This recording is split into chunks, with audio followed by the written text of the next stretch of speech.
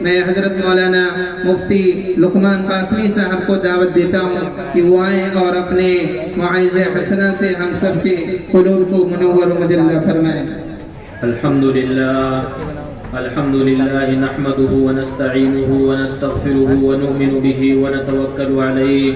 ونعوذ باللہ من شرور انفسنا ومن سیئات اعمالنا من يهده الله فلا مضل له ومن يضلله فلا هادي له ونشهد ان لا اله الا الله وحده لا شريك له ونشهد ان سيدنا ومولانا محمدا عبده ورسوله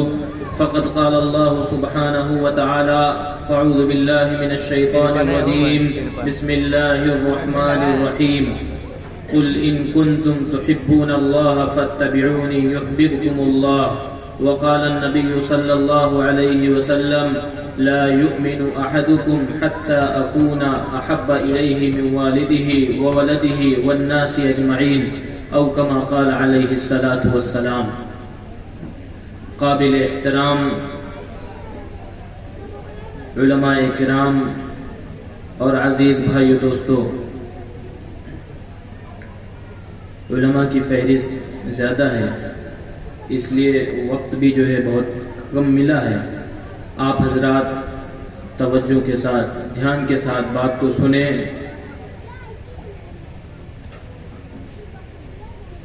میرے عزیز بھائیو دوستو، دنیا اور آخرت کی کامیابی صرف ان الدین عند اللہ الاسلام، اسلام ہی وہ مذہب ہے، اسلام کا طریقہ ہی وہ ایک طریقہ ہے کہ وہ دنیا میں بھی کامیاب ہے، آخرت میں بھی کامیاب ہے، اور دنیا میں بھی ناکام ہے، آخرت میں بھی ناکام ہے۔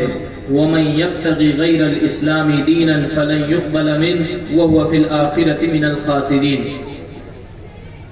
اور کامیابی اور ناکامی وہ نہیں ہے، وہ مفہوم نہیں ہے جس کو ہم اور آپ سمجھتے ہیں کہ جس کے پاس مال زیادہ ہو جائے، جس کی شہرت زیادہ ہو جائے وہ کامیاب، یہ مفہوم نہیں، بلکہ کامیاب وہ ہے جس کو اللہ رب العزت نے قرآن کریم میں بتایا فَمَنْ زُحْزِحَ عَنِ النَّارِ وَأُدْخِلَ الْجَنَّةَ فَقَدْ فَازَ، کہ جو جہنم سے بچ گیا، جنت میں داخل ہو گیا، وہ کامیاب۔ جو جہنم سے چھٹکارا پا گیا اور جنت کی نعمتوں کو حاصل کر لیا، وہ دنیا میں بھی کامیاب اور آخرت میں بھی کامیاب۔ اس کامیابی کو حاصل کرنے کے لیے حضور اکرم صلی اللہ علیہ وسلم کی زندگیوں میں جب تک آپ اس دنیا میں حیات رہے اور آپ کے ساتھ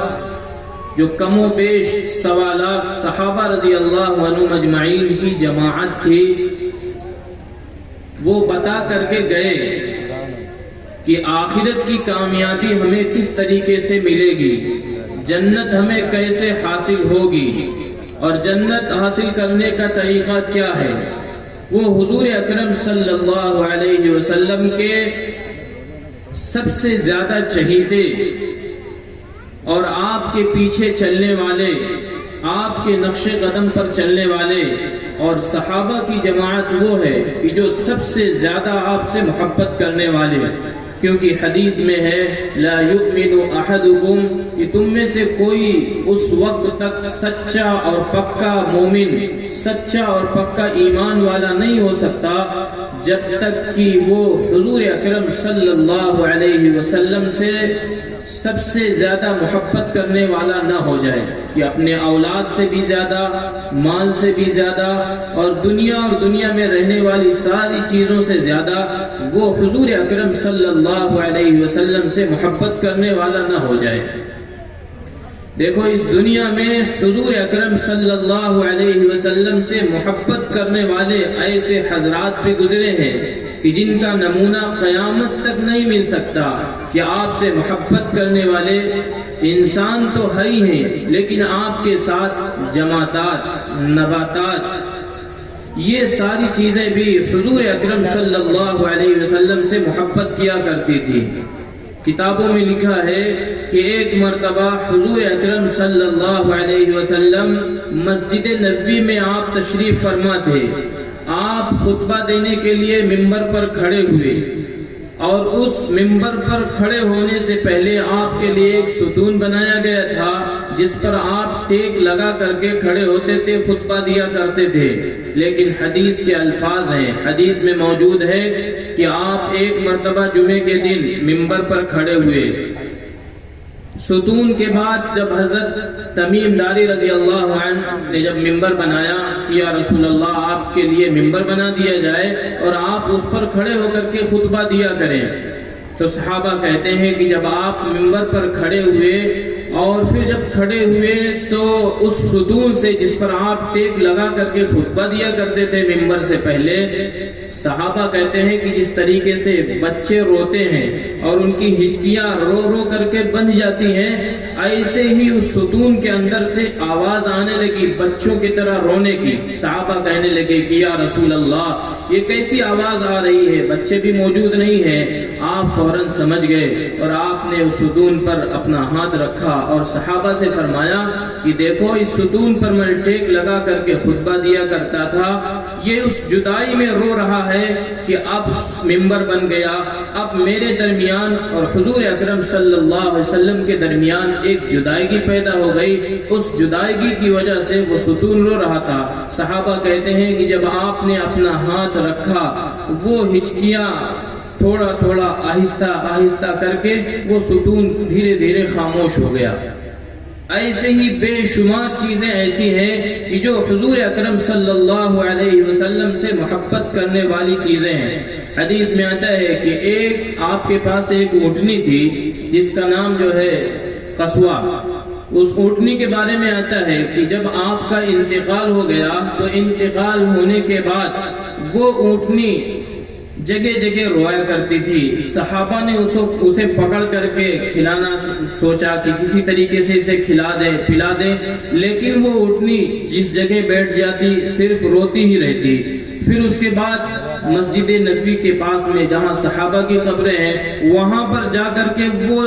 اونٹنی بیٹھ گئی۔ صحابہ نے زبردستی اسے کھلانا چاہا لیکن نہ وہ کھا رہی تھی نہ پی رہی تھی۔ وہ حضور اکرم صلی اللہ علیہ وسلم کے اس دنیا سے جانے کے بعد وہ اونٹنی اتنی غمزدہ تھی کہ آپ کے جانے کے بعد ہی کچھ دنوں کے بعد وہ اونٹنی اس دنیا سے رخصت ہو گئی۔ ایسے ہی حدیث میں آتا ہے کہ ایک مرتبہ حضرت حلیمہ سعدیہ رضی اللہ تعالی عنہا، ان کی ایک لڑکی تھی، ان کے بارے میں آتا ہے کہ دیکھو حضور اکرم صلی اللہ علیہ وسلم کی ذات اور آپ کی ہستی ایسی مقدس ہستی ہے کہ آپ سے جو ہے یہ درخت اور یہ چرند اور یہ پرند سارے کے سارے تو محبت کرتے ہی تھے، لیکن انسانوں سے بھی آپ کو وہ محبت تھی اور ایسی شفقت تھی اور ایسا جو ہے آپ کے ساتھ لاڈ تھا۔ حدیث میں آتا ہے کہ ایک مرتبہ آپ نے حضرت ابو بکر صدیق رضی اللہ تعالی عنہ کی طرف اشارہ کر کے فرمایا کہ اے ابو بکر مجھے دنیا میں 3 چیزیں بہت زیادہ محبوب ہیں، بہت زیادہ پیاری ہے۔ حضرت ابو بکر صدیق رضی اللہ عنہ نے فرمایا کہ یا رسول اللہ وہ کیا چیزیں ہیں؟ آپ نے فرمایا کہ سب سے پہلی چیز تو خوشبو ہے، مجھے خوشبو بہت زیادہ پسند ہے، دوسری چیز جو ہے نیک بیوی ہے اور تیسری چیز جو ہے نماز ہے۔ پھر حضرت ابو بکر صدیق رضی اللہ عنہ نے فرمایا کہ یا رسول اللہ مجھے بھی 3 چیزیں بہت زیادہ محبوب ہیں، بہت زیادہ پیاری ہیں۔ آپ نے فرمایا کہ ابو بکر وہ کیا چیز ہے؟ حضرت ابو بکر صدیق رضی اللہ عنہ نے فرمایا کہ یا رسول اللہ سب سے پہلی چیز تو مجھے یہ ہے کہ میں دن رات یہ سوچتا رہتا ہوں اور دن رات میرے ذہن، میرے دل اور دماغ میں یہ رہتا ہے کہ آپ کا چہرے انور ہو اور میں دن رات اس کو دیکھتا ہی رہوں، میری نظر آپ پر ہر وقت پڑتی رہے اور میں آپ کا دیدار کرتا رہوں۔ اور دوسری چیز یہ ہے کہ میرا خیال، میری سوچ اور میری فکر یہ رہتی ہے کہ اپنے میں مال کو آپ کے ہاتھ پر آپ کے بتائے ہوئے طریقے پر کس طریقے سے سارا مال جو ہے قربان کر دوں۔ اور تیسری چیز یہ ہے کہ یا رسول اللہ میری بیٹی جو ہے آپ کے نکاح میں ہے۔ تو اللہ رب العزت نے ہی اس دنیا میں جو حضرت ابو بکر صدیق رضی اللہ عنہ نے تینوں چیزوں کو بیان کیا کہ تین چیزیں جو ہے مجھے بہت زیادہ پسند ہیں۔ سب سے پہلی چیز تو آپ کے چہرے انور کو ہر وقت دیکھتا رہوں۔ تو اللہ رب العزت نے، حدیث میں آتا ہے کہ جب غار میں جانے کا وقت ہوا تو اللہ رب العزت نے حضور اکرم صلی اللہ علیہ وسلم کے دل میں یہ بات بٹھائی کہ حضرت علی رضی اللہ تعالی عنہ کو اپنے بستر پر لٹا دیا، اور راتوں رات حضرت علی رضی اللہ تعالی عنہ سے کہا کہ جو ہے کفار مکہ کا جو مال ہے، اس مال کو جو ہے تمہارے حوالے کرتا ہوں، اور اس مال کو جا کر کے تم ان کی امانتوں کو سپرد کر دینا۔ اور پھر حضرت ابو بکر صدیق رضی اللہ عنہ کے پاس گئے، آپ رات میں پہنچے، دروازہ کھٹکھٹایا، حضرت ابو بکر صدیق رضی اللہ عنہ فوراً باہر نکلے۔ اللہ کے رسول صلی اللہ علیہ وسلم نے فرمایا کہ ابو بکر فوراً جو ہے کیسے باہر آ گئے؟ کیا آج کی رات انتظار کر رہے تھے یا اس سے پہلے ہی انتظار کر رہے تھے؟ حضرت ابو بکر صدیق رضی اللہ عنہ نے فرمایا کہ یا رسول اللہ میں آپ پر قربان جاؤں، یہ کوئی پہلی رات نہیں ہے، مجھے یہ اطلاع ملی تھی کہ جب آپ یہاں سے ہجرت کریں گے تو آپ مجھے خبر کریں گے، مجھے آپ خدمت کے لیے لے جائیں گے، اس لیے میں کئی راتوں سے مسلسل جاگ رہا ہوں، کہیں ایسا نہ ہو کہ اللہ کے رسول صلی اللہ علیہ وسلم رات کے وقت آئیں اور آپ کو کوئی تکلیف ہو جائے۔ تو علماء نے ایک نقطہ لکھا ہے کہ دیکھو اللہ رب العزت کو بھی کتنی پیار تھی اور کتنا جو ہے آپ سے الفت تھی کہ یہاں پر حضرت علی رضی اللہ تعالی عنہ کو تو حضور اکرم صلی اللہ علیہ وسلم نے بتایا کہ ان کی امانتوں کو تم خود سپرد کر دینا، لیکن اللہ رب العزت نے بتایا کہ میری جو ہے امانت خود حضرت ابو بکر صدیق رضی اللہ عنہ کے سپرد کر دیا کہ لوگوں کی امانتوں کو تو حضرت علی رضی اللہ تعالی عنہ سپرد کریں گے، اور میری امانت حضور اکرم صلی اللہ علیہ وسلم کی ہستی کو آپ مکہ مکرمہ سے لے کر کے اس غار تک جہاں آپ 3 دن اس غار میں تھے، میری امانت کو آپ لے کر کے جائیں گے۔ ایسے ہی حدیث میں آتا ہے کہ جب آپ بچے تھے تو حضرت حلیمہ سعدیہ کی بیٹی شیمہ، ان کے بارے میں آتا ہے کہ ایک مرتبہ ان کی ماں نے اپنے بیٹی سے کہا کہ میری بیٹی کچھ بکریاں ہیں، ان بکریوں کو تم لے جاؤ چرانے کے لیے، بھوکی ہیں۔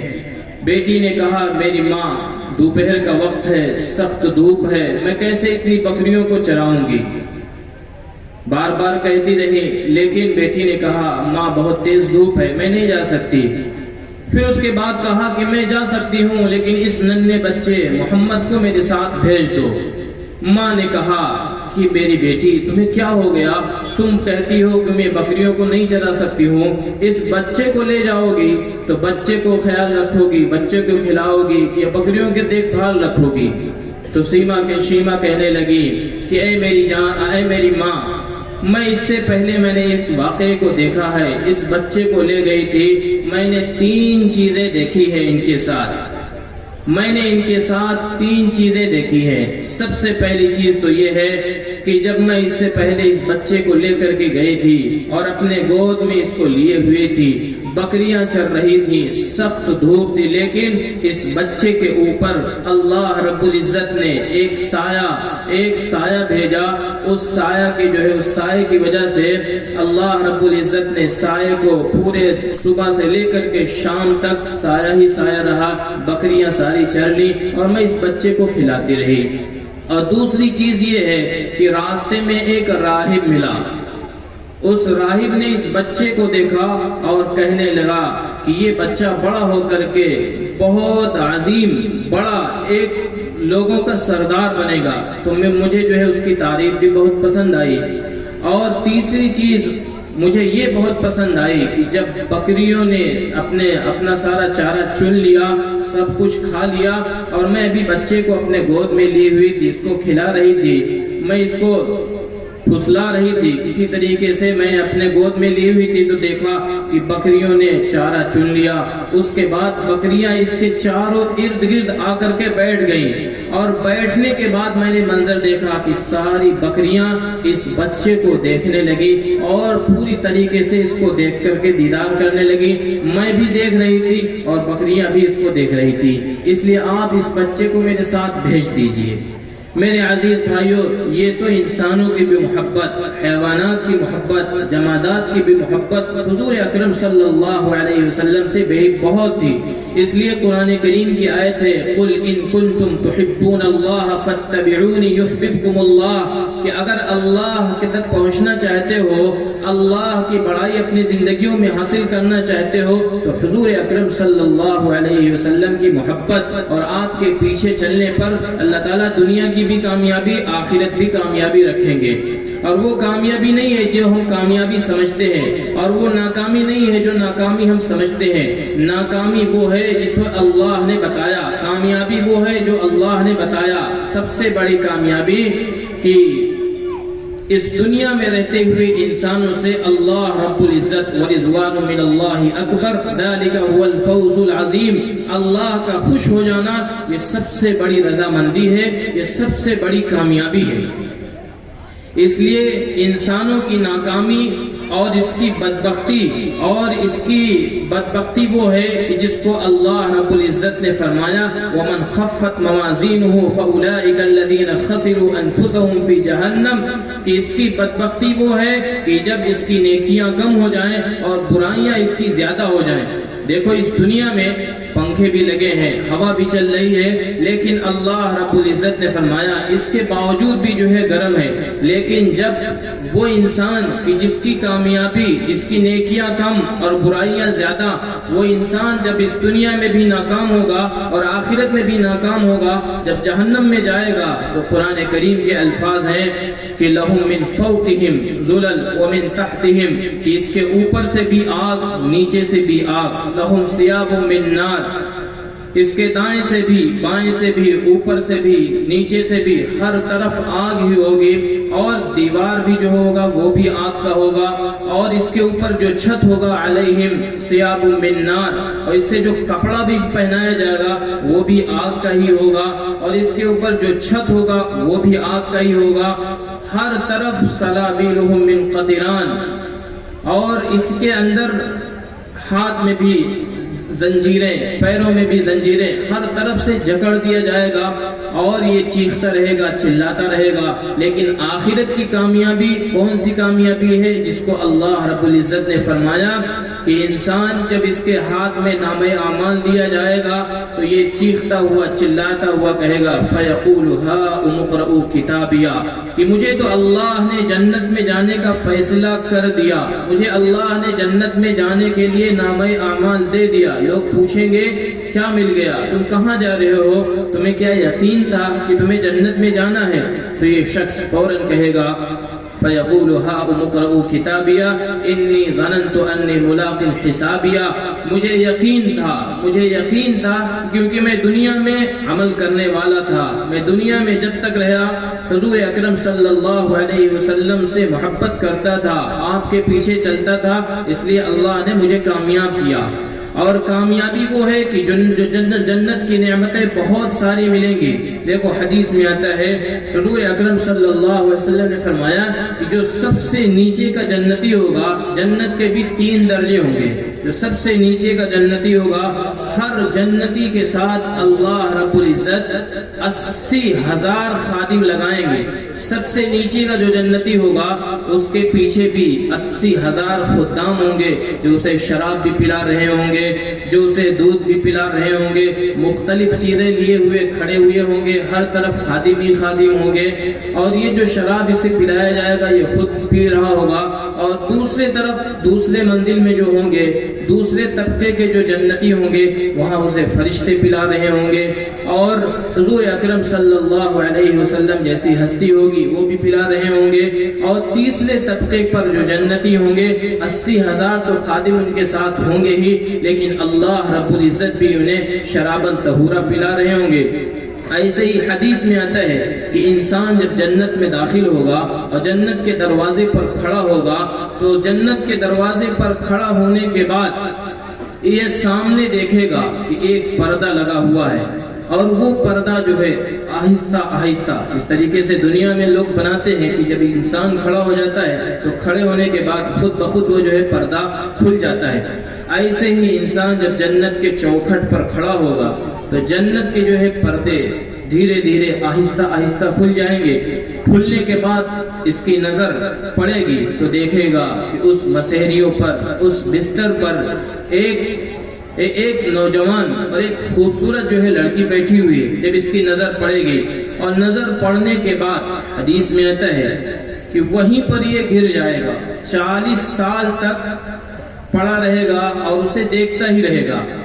اور حدیث میں آتا ہے میرے عزیز بھائیوں، اللہ رب العزت نے جنت کا شوق انسانوں کے اندر پیدا کیا ہے کہ انسان بدبختی سے نکل کر کے، دنیا کی مکاریوں سے نکل کر کے، دنیا کے جھوٹ سے نکل کر کے اس کے اندر جنت کا شوق پیدا ہو جائے، جنت کا جذبہ پیدا ہو جائے، جنت کو حاصل کرنے کے لیے دنیا کے عیاشیوں کو، دنیا کے خرافات کو چھوڑ کر کے جنت کو حاصل کرنے والا ہو جائے۔ اور وہ جو خوبصورت نوجوان لڑکی بیٹھی ہوئی ہوگی، اس کے جسم پر خود حدیث میں آتا ہے کہ 100 جوڑے پہنے ہوئے ہوگی،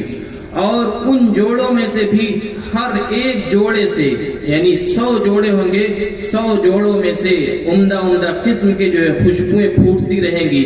اور وہ لباس جو ہوگا یہ ایسا نہیں کہ 100 جوڑے پہن کر کے اس کا جسم نہیں دکھے گا، بلکہ ایک ایک کپڑے کو انسان جو ہے گن لے گا کہ ایک کے بعد دوسرا، دوسرے کے بعد تیسرا، 100 جوڑے اسی طریقے سے پہنی ہوئی ہوگی۔ تو وہ انسان جب اس کو دیکھے گا تو 40 سال تک وہیں پر ٹھہرا رہے گا، تو وہ خود بولے گی اندر سے کہ آپ مجھے نہیں جانتے ہیں، آپ کو پتہ نہیں ہے کہ میں کون ہوں۔ یہ شخص کہے گا اجنبی بن کر کے، مجھے نہیں معلوم کہ آپ کون ہیں۔ میرے عزیز بھائیو، حدیث میں آتا ہے کہ وہ خوبصورت اور نوجوان لڑکی کہے گی کہ اللہ نے آپ کا رشتہ مجھ سے کر دیا، میں تو آپ کی بیوی ہوں، اللہ نے مجھے میرے آپ کی ملاقات یہاں پر کرا دی۔ حدیث میں آتا ہے کہ یہ شخص وہاں پر پہنچ کر کے ساری جو ہے، ایسے ہی حدیث میں آتا ہے کہ ایک صحابی حضور اکرم صلی اللہ علیہ وسلم کے پاس آئے، آپ جنت کا تذکرہ کر رہے تھے صحابہ سے، صحابی آئے اور کہنے لگے کہ یا رسول اللہ، آپ نے جنت کی بہت ساری نعمتیں بتا دی ہیں، آپ نے کہا ہے کہ وہاں پر انگور بھی ہوں گے، بیر بھی ہوں گے، تو آپ یہ بتائیے کیا اس بیر کے اندر کانٹا بھی ہوگا؟ ہنسی میں کہا مذاق میں، کیا یا رسول اللہ اس بیر کے اندر کانٹا بھی ہوگا؟ تو آپ نے فرمایا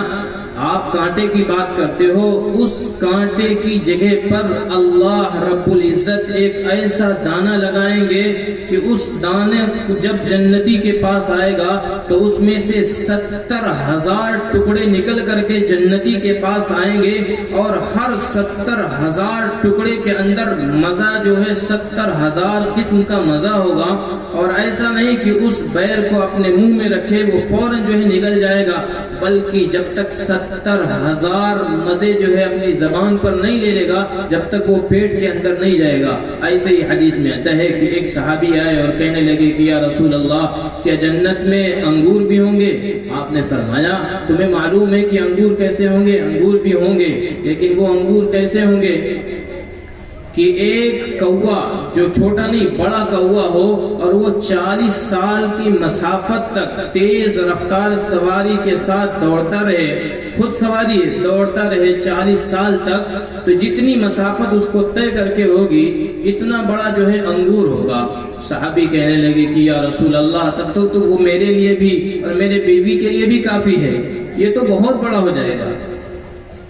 بہت ساری چیزیں ہیں، اس لیے میرے عزیز بھائیوں، ہمیں اپنی زندگی کو کامیاب کرنے کے لیے، اللہ کی ان نعمتوں کو حاصل کرنے کے لیے، جنت کی چیزوں کو حاصل کرنے کے لیے اور جہنم سے بچنے کے لیے اللہ نے صرف اور صرف ایک ہی راستہ بتایا ہے، وہ راستہ ہے قل ان کنتم تحبون اللہ فاتبعونی یحببکم اللہ ویغفر لکم ذنوبکم جمیعا۔ اللہ تعالیٰ تمہارے سارے گناہوں کو معاف کر دیں گے جب تم اللہ سے اور اس کے رسول سے محبت کرنے والے ہو جاؤ، تم رسول اللہ صلی اللہ علیہ وسلم کی اطاعت کرنے والے ہو جاؤ، صحابہ کے طریقے پر چلنے والے ہو جاؤ، اللہ تعالیٰ دنیا میں بھی کامیاب کریں گے اور آخرت میں بھی ہمیشہ ہمیش کے لیے اللہ تعالیٰ کامیاب کریں گے۔ اللہ تعالیٰ ہمیں بھی اور آپ کو بھی ان باتوں پر عمل کی توفیق عطا فرمائے۔ وآخر دعوانا ان الحمدللہ رب العالمین۔